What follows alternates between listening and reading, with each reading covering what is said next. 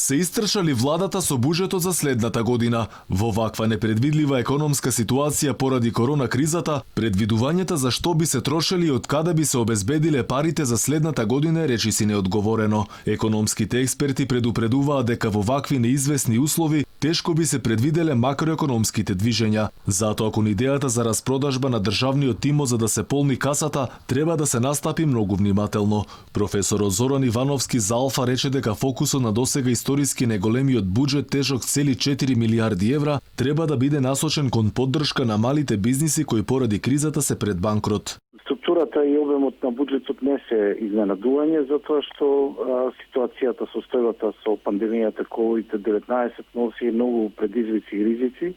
Навистина е тешко и да се предвидат идните макроекономски движења. Сведоци сме на затварање на дел од работните места и пропаѓање на бизниси. Од тука владите проектираат насекаде во светот масивни буџети се со цел да ја подградат потрошувачката и да на тој начин колку толку одржуваат економската активност и ја спречат рецесијата да земе полн замав. Излезот од рецесијата е можен само со стимулација на приватните инвестиции.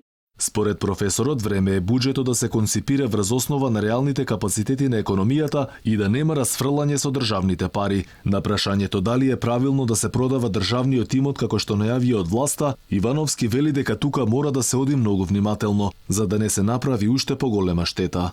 Не треба да се повтарат грешките од претходните приватизации. Во тој дел постојат и правила кои компании се за приватизација. Значи, оние кои функционираат во компетитивен, значи во конкурентски сектор и кои покажуваат загуби. Тие се кандидати за приватизација.